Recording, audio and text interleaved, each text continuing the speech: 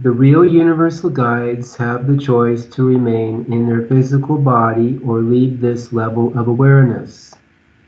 However, there are those that have chosen to stay and immortalize their physical vehicles to serve on this level. Some may return and find a body to use, while others have lived here only a few years.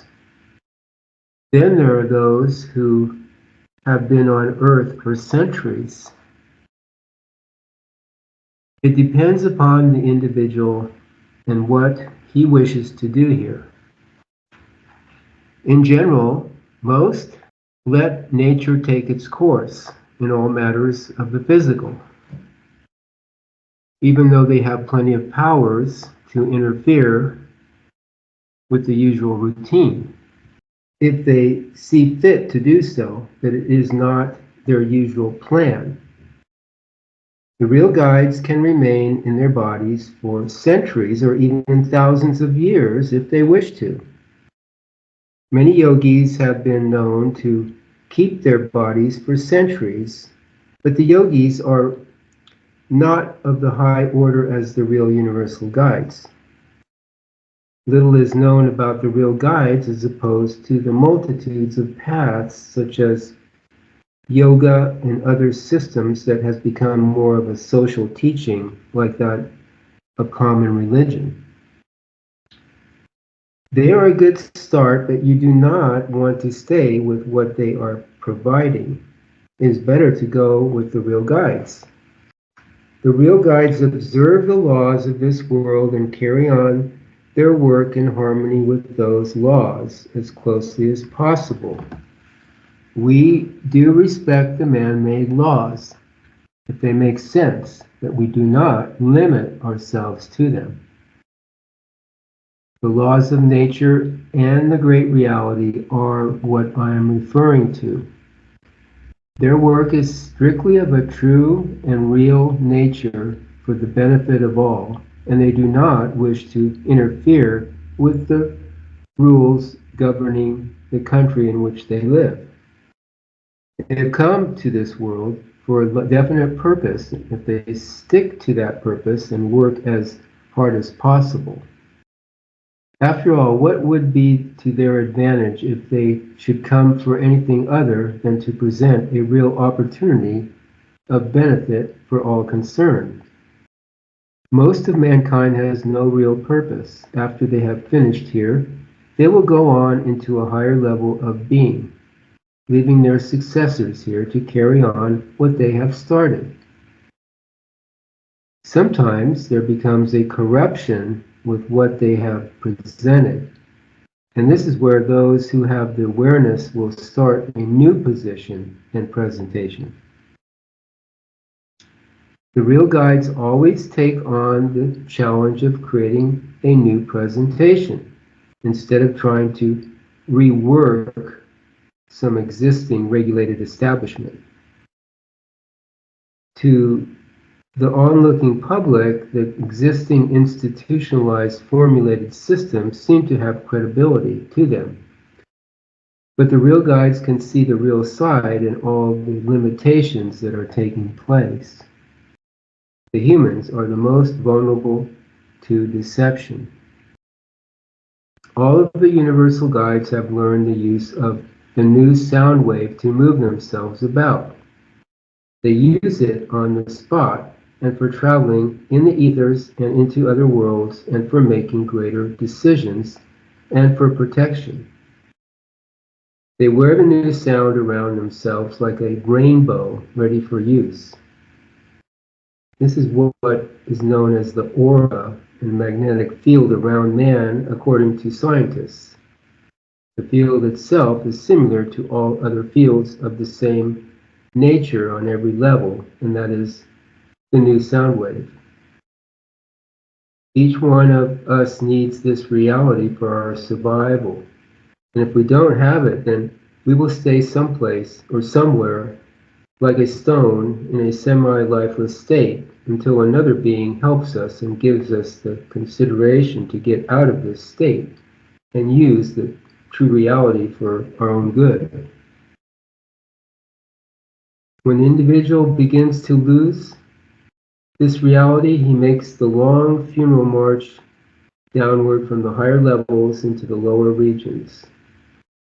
This retrogression of the human race is due to the lack of a real education. No greater situations of more moving importance confront the real guides than those of their own awareness and their state of being, and of the deep significance of the place we occupy in the unseen worlds. The absolute awareness of the true reality is the primal experience, which, while causing one to penetrate into one's innermost being, at the same time causes one to penetrate deep into the unseen worlds.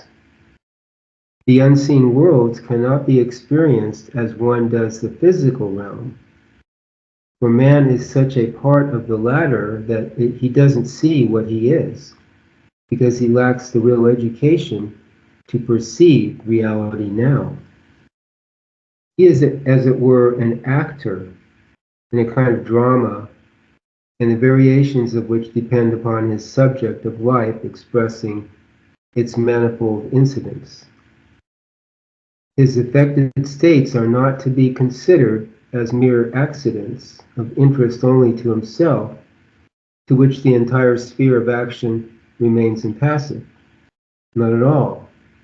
For eventually he will begin the real journey and penetrate into a fine intimacy with the true reality and participate in the innermost workings of its life and at the gains and benefits in the revelation of its mystery.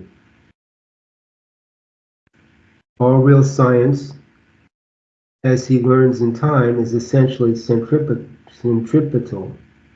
It studies the internal thought from the internal levels to the deeper and deeper ones, ever approaching the great reality from which all life proceeds.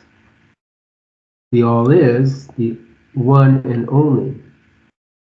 The real guide turns away from the world of human sciences, which make up the study of the visible parts of this central world, the surface upon which, so to speak, thought reflects itself upon itself, in an icy immobility and an impersonal intellectuality of being literal. For ages, man has accepted the tradition of the existence of two worlds. The first is the world of appearances, and the other is the world of existences. Man has assumed that the knowledge of things link him to his being, and has always assumed that the appearances alone were something so accessible. Everything on the outer is therefore necessarily an appearance. In fact, reality can only be attained as the isness and never from without. Each person must turn their vision to themselves in order to begin the most marvelous of all explorations. Happiness can only come from us. Only by entering into a sublime silence and closing our ears and eyes to the world of illusions can we hear the celestial melodies. Otherwise, we are but yielding to delusions of the outer imagination and can only reap a harvest of bitter misery. The outer imagination is Maya, assumable illusion. The discovery of the real you is first of all an act of inward retirement. It is termed a going within and the penetration of the first step into the unseen worlds. We are now penetrating into an invisible world. This discovery occasions anguish and is presumptuous to march to the conquest of its inner world without the very definite directions, very precise counsels, hence the necessity of a real guide on the royal highway to a real life with the All-Is.